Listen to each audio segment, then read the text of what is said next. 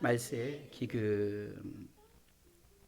우리 아이도 따라하네요. 우리 지우기도 말세의 기근 따라합니다. 참 얼마나 이게 은혜입니까? 아이들이 예배에 저렇게 참 말을 배우면서 하나님의 말씀을 이렇게 함께 따라하고 함께 한다는 것이. 자, 우리가 항상 말세를 사랑합니다. 사실 말세는 예수님 시대 때도 말세했어요. 그리고 항상 말세라는 거죠. 이게 항상 말세라고 하는 이유는 우리가 말세를 생각하면서 살아가라는 것이고, 말세는 반드시 온다는 것이고, 지금 어쩌면은 말세와 같은 시대라는 거죠. 근데 오늘 성경이 말세 기근이 있다라고 말합니다. 말세 기근이 있다. 기근은 육적 기근과 영적 기근이 있습니다. 육적 기근은 육의 가람이죠. 그리고 주림의 시대죠. 정말로 나중에 이런 시대가 옵니다. 물과의 전쟁이 일어나고요.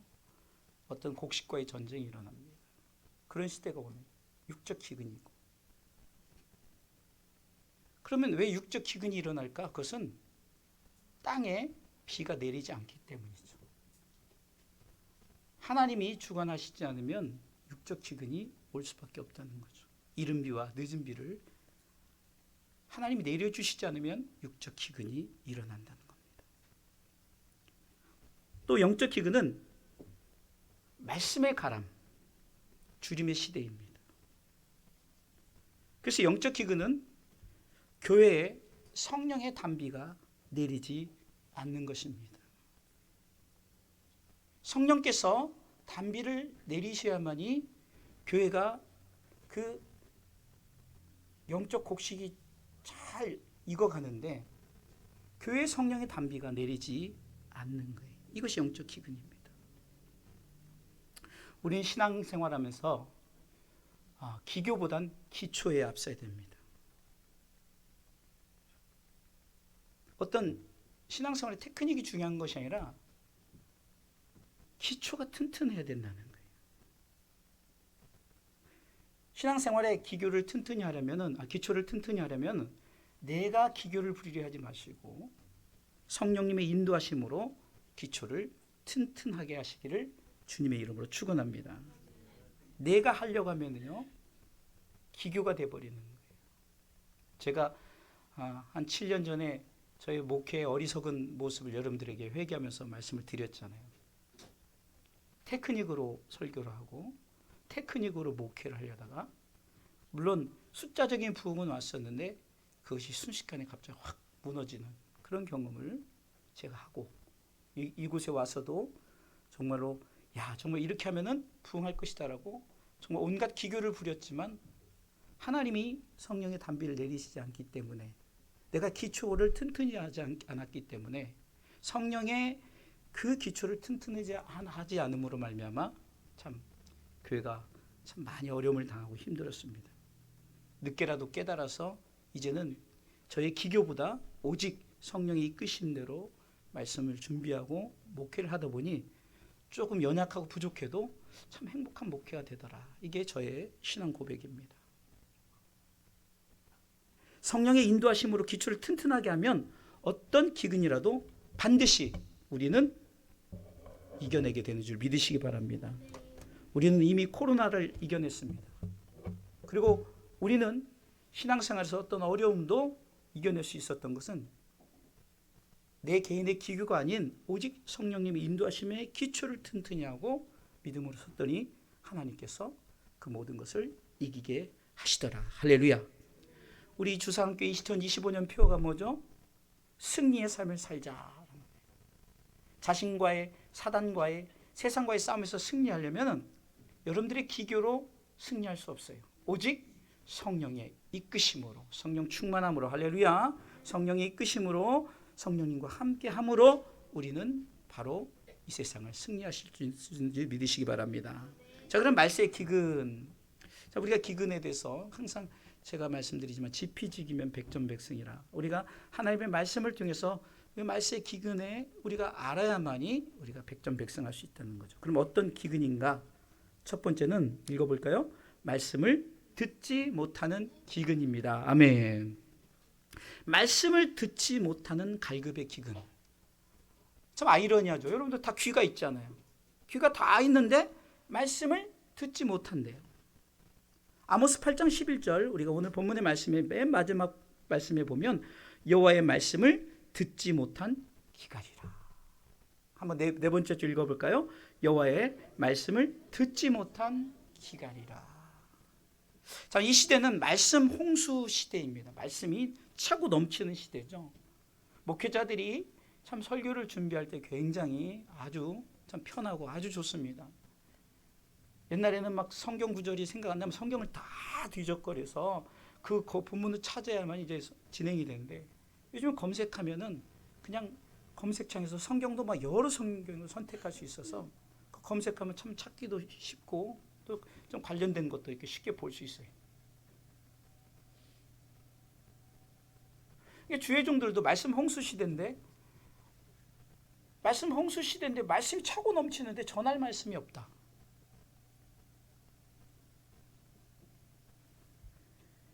인터넷에도 많은 책 가운데서도 언제든지 말씀을 들을 수 있음에도 불구하고 왜 말씀을 듣지 못한 기갈에 이를까?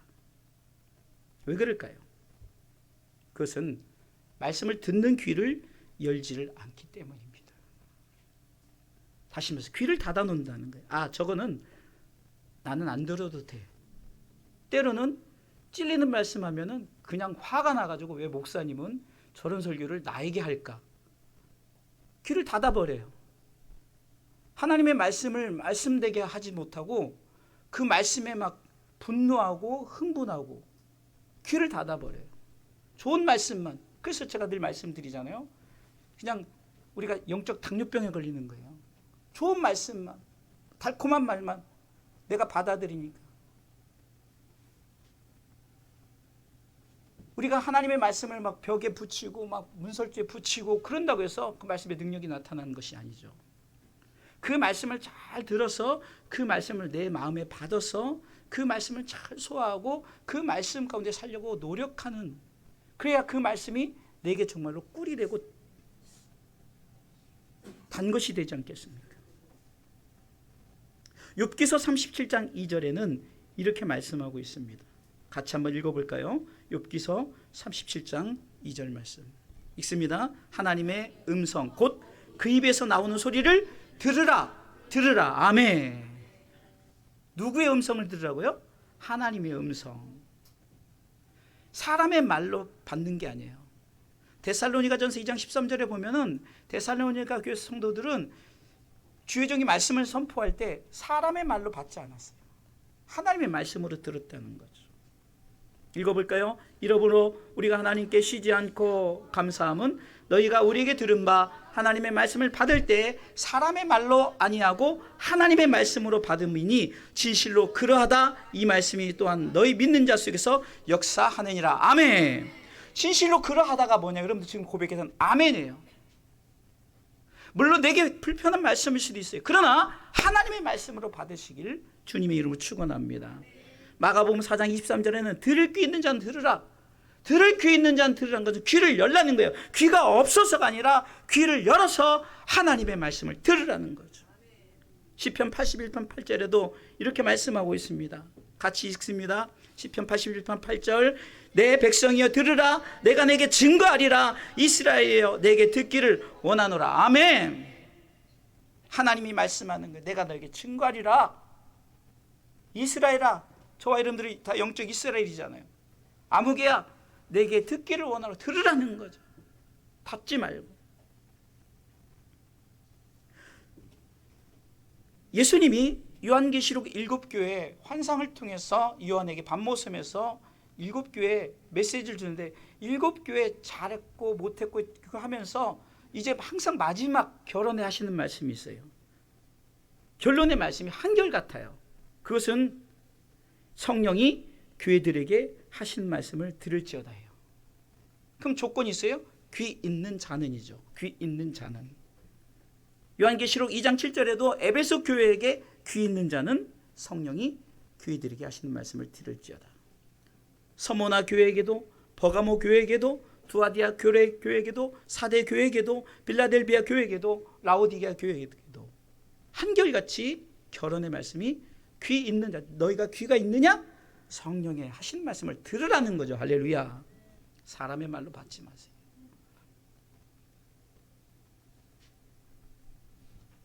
하나님의 말씀은 땅의 삶의 말씀이 아니에요. 이 땅에서 잘 먹고 잘 사는 웰빙의 말씀이 아니라는 거예요. 하나님의 말씀을 그렇게 잘못 왜곡하면은 가난하고 못 사는 사람들은 예수 믿어도 아니 뭐야 저렇게 살아. 그것이 판단의 기준이 되어지는 거예요. 우리 주사랑교회 성도들 뭐 다 그렇게 잘 사는 분들 없잖아요.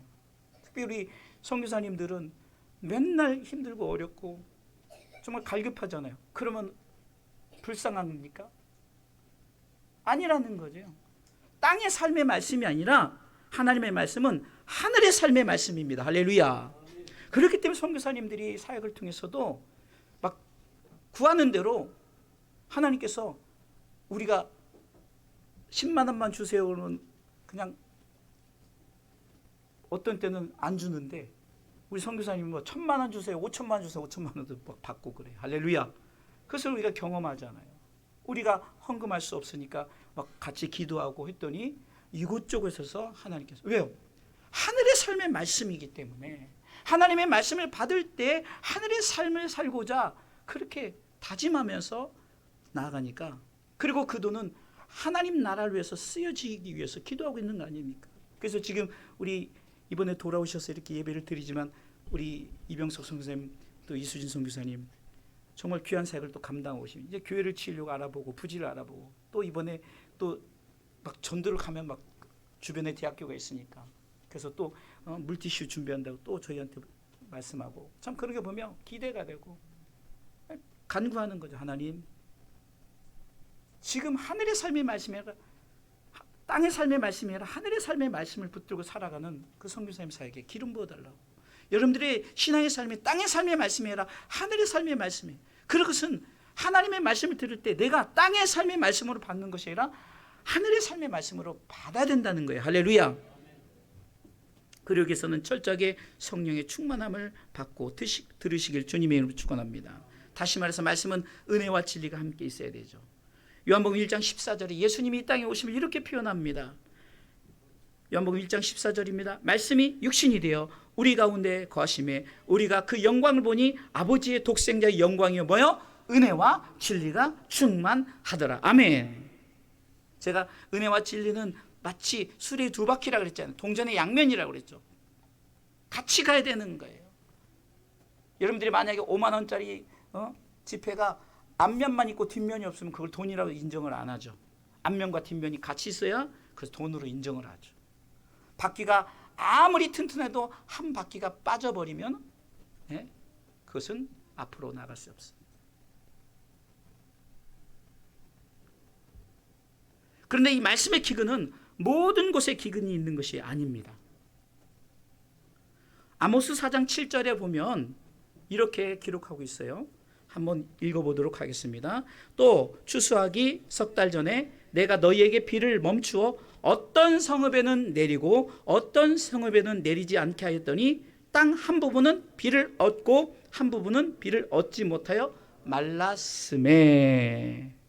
한마디로 말씀의 기근이 있는 교회가 있다는 거죠. 왜 말씀의 기근이 있을까요? 영생의 말씀이 없기 때문이라는 거죠. 아니 교회가 말씀이 있는데 기근이 와요? 그는 살아있는 하나님의 영생의 말씀이 없어요. 바리새인적인. 제 방송을 듣는데 우리나라에 꽤 유명한 여자 이름 되면 아는 그 박사님이 이제 목사님이죠. 그 아버님이 그렇게 율법적이고 그리고 하여튼 뭐 잘못하면 그거에 대해서 칼같이 지적을 하고 그래가지고 그 얘기를 한 거예요. 마지막에 이제 자기도 이제 70 넘어가고 그러니까 아버지는 뭐 한 90 정도 된 거 아니겠어요? 근데 이제 아무래도 하나님 앞에 정말 이 부분은 우리 아버지가 회개를 하지 않을까 해서 말씀을 드릴 때 아버지 너무 그렇게 좀 사랑으로 하고 이렇게 하고 했는데 너무 내가 옳다, 내가 최고다, 이 말씀적으로, 물론 말씀이 틀린 말씀은 아니지만 너무 그렇게 해나갔던 것을 하나님 앞에 한번 좀 회개를 했으면 좋겠습니다. 그러니까 이 딸이 미국에 계셨고 아버지는 한국에 계신 거예요. 그 전화로 그렇게 말씀을 드렸더니 이 아버지가 바로 미국으로 출발을 했어요. 그래서 제가 생각하기에는 미국에 가서 내가 잘못했구나 이럴 줄 알았더니 반전이 일어난 거예요. 갔더니 레위기서의 말씀을 전하면서 이렇게 주의 종의 말을 거역하는 자는 죽임을 당할지어다라고 선포를 했다는 거예요. 그러니까 이 목사님이 정말 이게 안 되는구나. 여러분들, 말씀에는 어쩌면은 우리를 악하게 하는, 그러니까 축복도 있는가 하면 저주도 있죠. 주의 종들이 저주 잘 안 하잖아요. 뭐 말씀이 없어서 안 하는 게 아니죠. 여러분들, 너무 우리가 율법적으로 살아가는 거지.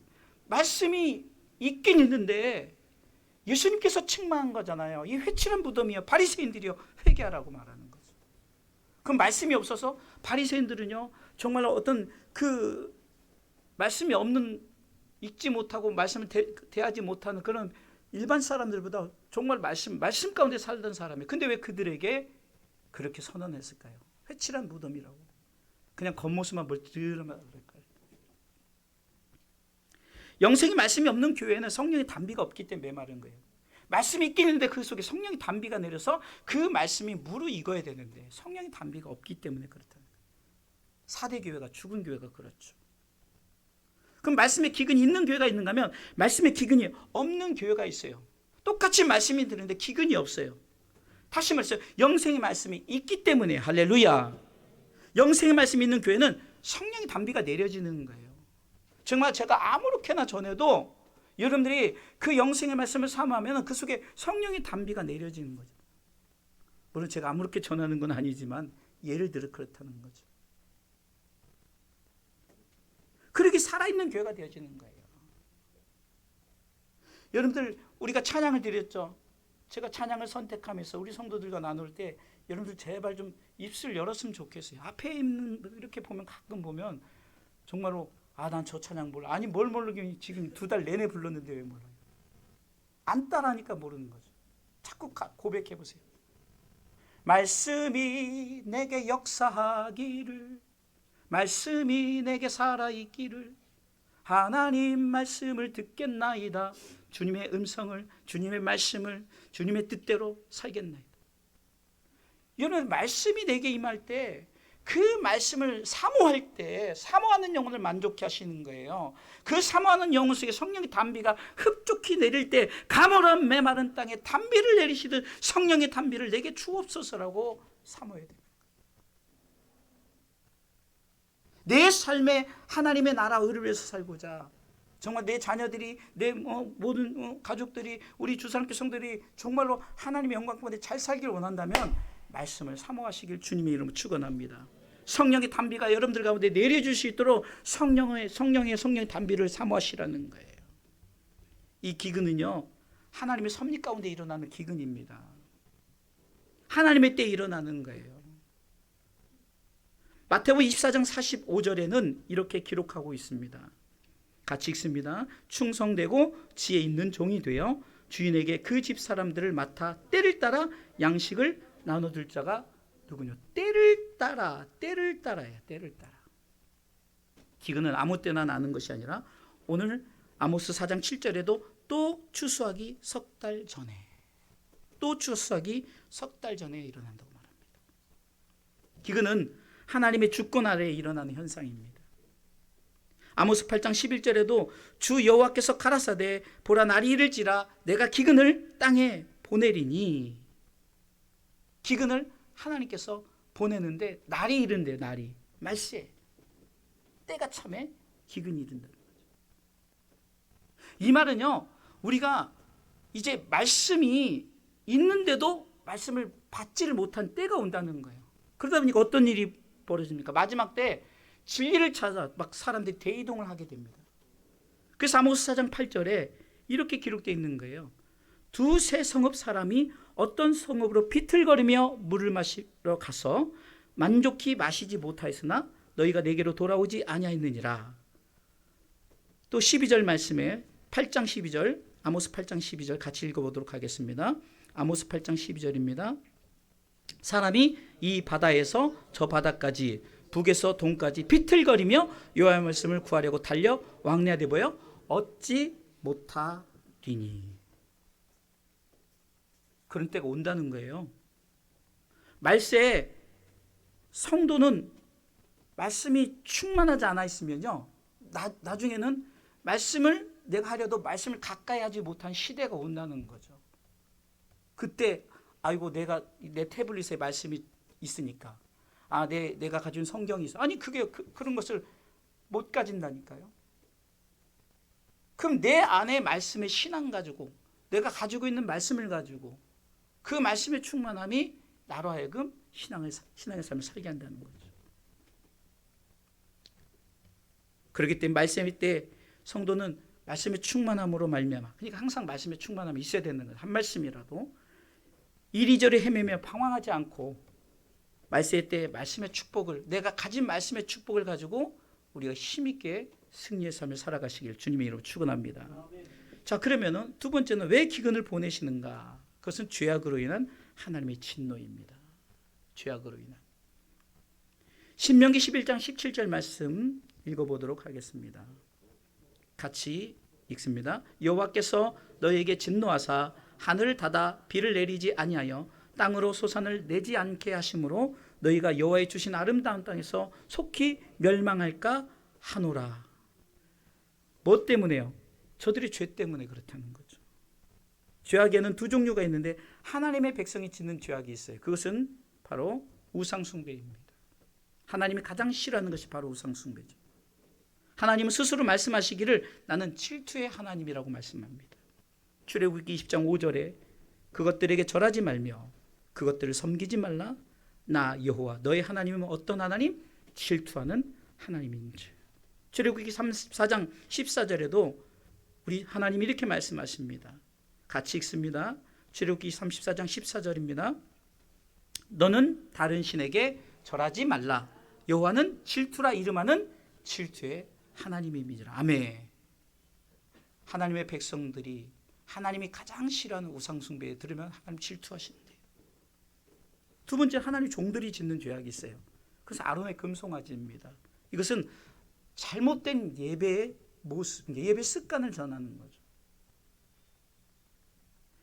모세가 십계명을 받으러 가니까 한참도 안 내려오니까 막 이스라엘 백성들이 우리를 인도한 지도자가 어디 있느냐 그랬더니 이 답답하니까 이제 아론이 이제 금송아지를 만들려고 이렇게 계획합니다.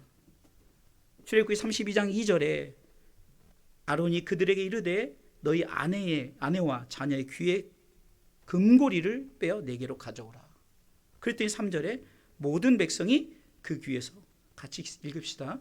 모든 백성이 그 귀에서 금고리를 빼어 아론에게로 가져오매. 4절 아론이 그들의 손에서 그 고리를 받아 부어서 각도로 새겨 송아지 형상을 만드니 그들이 말하되 이스라엘아 이는 너희를 애굽 땅에서 인도하여 낸 너희 신이루라 하는지라. 5절에 아론이 보고 그 앞에 단을 쌓고 이에 공포하여 가로되 내일은 여호와의 절일이니라 하니.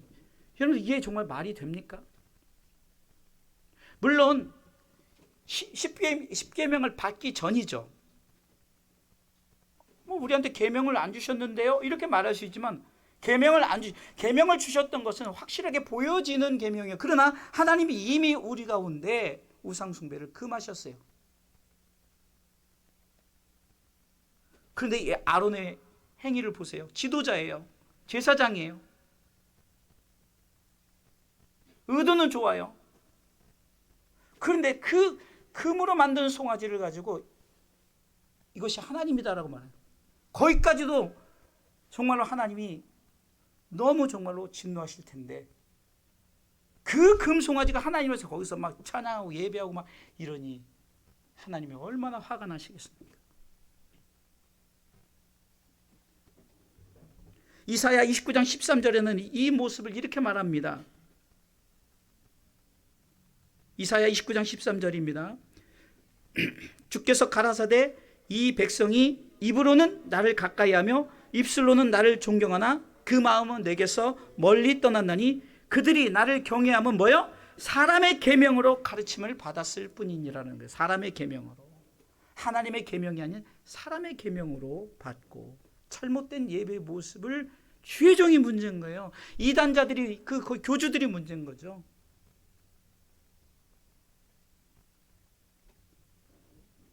그리고 비진리의 말씀을 선포하는 거예요. 비진리의 말씀을.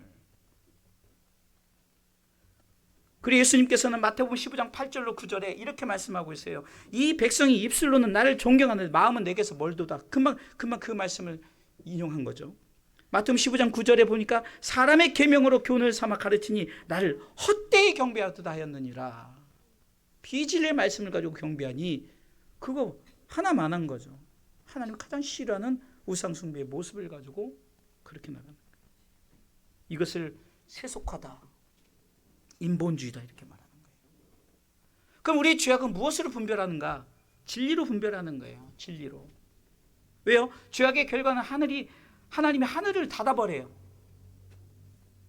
그래서 우리 가운데 성령의 담비가 내리질 않는 거예요. 열왕기상 8장 34절에서 주는 하늘에서 들으시고 주의 백성 이스라엘의 죄를 사하시고 그 열조에게 주신 땅으로 돌아오게 하옵소서 하면서 35절 말씀에 같이 읽습니다. 35절 열왕기상 8장 35절 만일 저희가 주께 범죄함을 인하여 하늘이 닫히고 비가 없어서 주의 벌을 받을 때 이곳을 향하여 빌며 주의 이름을 인정하고 그 죄에서 떠나거든. 하늘이 닫혀버리는 거예요.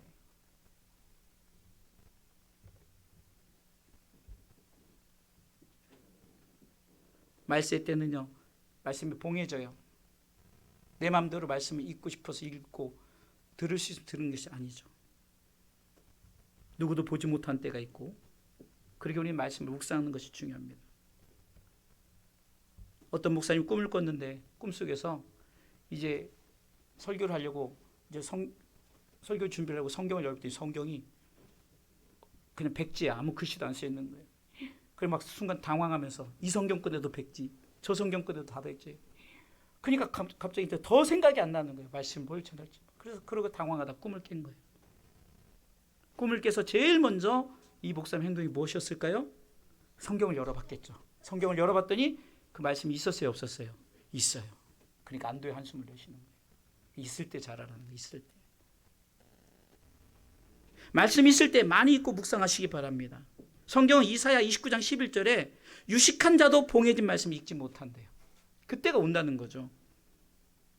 이사야 29장 11절에 그러므로 모든 묵시가 너희에게는 마치 봉한 책의 말이라 그것을 유식한 자에게 주며 이르기를 그대에게 청하노니 이를 읽으라 하면 대답하기를 봉하였으니 못하겠노라 할 것이요. 아니 유식한데 말씀에 능통한데 읽으려 했더니 봉해 놓은 거예요. 또 무식한 자도 무식해서 읽지 못하는데 무식한 건 몰라서 못 읽는 거죠. 12절에 또 무식한 자에게 주며 이르기를 그대에게 청하노니 이를 읽으라 하면 대답하기를 뭐라고요? 나는 무식하다 할 것이니라. 무식해서 못 읽고 유식해도 못 읽어요. 말씀에 봉했으면 내가 아는 말씀을 읽었는데 내가 너무 말씀에 무식이라 그냥 아무것도 모르는 거예요. 그러니까 말씀을 접하지 못. 그런 때가 온다는 거죠. 예수님께서 막 복음을 전하고 막 오병의 기적, 칠병의 기적, 뭐 기적과 이적을 하니까 사람들이 많이 모였어요. 근데 요한복음 6장 35절에 내가 생명의 떡이냐 하면서 자기를 떡으로 비유하면서 떡 하니까 먹을 걸 주는구나 생각했더니 뭐 영생을 찾고 천국을 찾고 이러니까 사람들이 한 사람 한 사람씩 다 떠나는 거예요. 그러니까 떠나니까 예수님께서 제자들에게 너희들도 가려느냐? 너희들도 떠나려느냐? 그랬더니 베드로가 요한복음 6장 68절에 이렇게 말씀합니다. 이렇게 고백하는 거죠. 영생의 말씀에 계심에. 읽어보겠습니다. 시몬 베드로가 대답하여 주여 영생의 말씀에 계심에 우리가 누게로 가오리까. 아멘. 항상 여러분들이 영생의 말씀이 계시니까 하나님의 말씀 앞에 나간다면은 여러분들의 죄를 용서하시사 깨끗게 하신 줄 믿으시기 바랍니다. 지금 우리에게 영생의 말씀이 여기저기 다 있죠. 그런데 영생의 말씀이 계신데 우린 세상의 소리에 너무 빠져 있습니다. 대표적으로 유튜브, 인스타그램, 페이스북, 특히 어린이 아이들이 저는 숏해서 그게 뭔가 했더니 쇼트 그거 이렇게 숏으로 이렇게 짧게 길면 좀 안 보니까 그래서 그거를 막 계속 그게 숏이니까요. 넘기면 또 나오고 넘기면 또 나오고 저도 봤는데 이거요. 빠지기 시작하면요. 재밌더라고요. 계속 보게 돼요. 짧은 영상은 지금 최고의 인기입니다. 숏이. 그러나 말세의 성도의 고백은 이렇게 고백하시겠습니다. 같이 한번 말세의 성도의 고백은 따라서 하시기 바랍니다. 영생의 말씀이 계심에 내가 말씀 앞에 서겠습니다. 자, 두 번째 줄 읽어볼까요? 영생의 말씀이 계심에 내가 말씀 앞에 서겠습니다. 그래야 우리의 죄악을 용서해 주십니다. 마지막 세 번째는 왜 기근을 보내신가? 여호와께 돌아가게 하기 위함이라는 거예요. 아모스 4장 6절에도 또 내가 너희 모든 성읍에서 너희 일을 한가하게 하며 너희 각처에서 양식이 떨어지게 하였으나, 양식이 떨어지게 한 말세 기근이 온다는 거예요. 그러나 너희가 내게로 돌아오지 아니하였느니라. 이는 여호와의 말씀이라. 돌아오지 않는다는 거예요. 8절에 두세 성읍 사람이 어떤 성읍으로 비틀거리며 물을 마시러 가서 만족히 마시지 못하였으나 너희가 내게로 돌아오지 아니하였느니라. 이는 여호와의 말씀이니라. 이 말은 반어법을 써서 돌아오라는 거죠. 왜 비틀거리면서 그렇게 굶어 죽느냐? 왜 목말라 죽느냐? 내게로 돌아오라는 거죠. 기근은 하나님이 우리에게 주시는 회개 시간입니다. 말씀이 없음을 느낄 때 우리는 하나님이 우리로 하여금 말씀으로 돌아오는 하나님의 음성으로 들으시기를 주님의 이름으로 축원합니다. 제가 결론을 탕자의 비유를 통한 말씀의 교훈을 삼아봤어요. 탕자의 교훈에 보면은 오늘 지금 돼지 1, 2, 3가 나오는데요. 탕자가 아버지 유산을 받아 세상에서 탕진하고 돼지가 먹는 주업 열매를 먹으면서 생각합니다. 누가복음 15장 16절 읽어볼까요? 탕자가 생각하는 거예요. 같이 읽습니다. 저가 돼지 먹는 주업 열매로 배를 채우고자 하는 하되 주는 자가 없는지라. 주업 열매조차도 없다는 거죠. 기근이에요. 말씀의 기근이에요. 그런데 첫 번째는 아버지께는 양식이 풍족한데 굶어 죽는 탕자의 모습을 표현하는 거죠. 다시 말해서 양식, 말씀이 넘치는 시대에 굶어 죽는 기근을 표현하는 거예요. 누가복음 15장 17절에 이렇게 말합니다. 스스로 말하는 거예요. 이에 스스로 돌이켜 가로되 크게 내 아버지에게는 양식이 풍족한 품꾼이 얼마나 많은고 나는 여기서 줄여 죽는구나. 아니 말씀이 풍성한데 굶어 죽어요. 왜 아버지 집에는 풍성한데 왜 여기서 돼지가 먹는 주업 열매 자체도 못 먹고 사냐 이거죠. 두 번째, 자신의 죄에 대한 고백하는 탕자의 모습을 볼 수가 있죠. 다시 말해서 양식, 말씀이 넘친 시대에 굶어 죽는 기근 앞에서 이제는 그가 고백하는 거예요. 내가 죄를 얻었다. 내가 죄를 얻었다.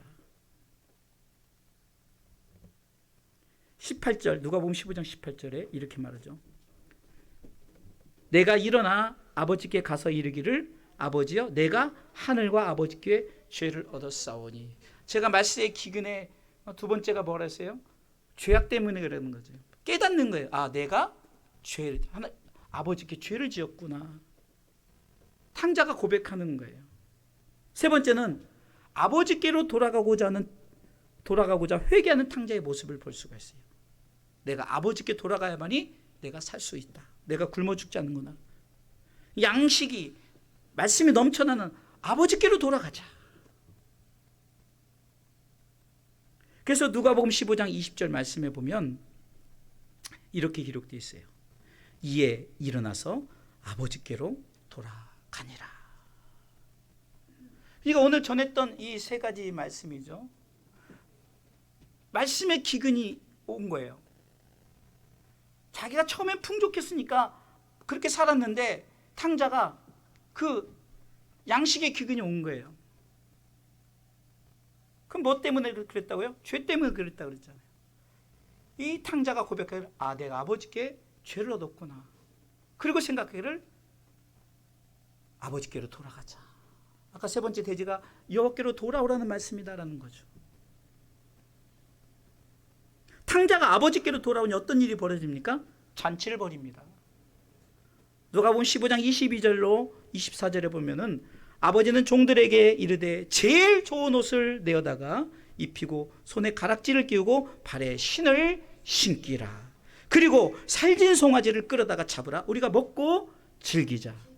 이 내 아들은 죽었다가 다시 살아났으며 내가 잃었다가 다시 얻었노라 하니 저희가 즐거워하더라. 할렐루야. 아멘.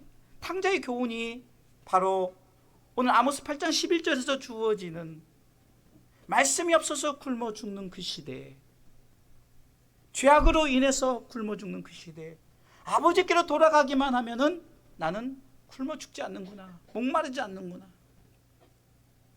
그것을 깨달은 탕자의 교훈처럼 우리 함께 고백하는 시간을 갖도록 하겠습니다. 같이 고백합니다. 따라서 하십시오. 말씀으로 돌아가자.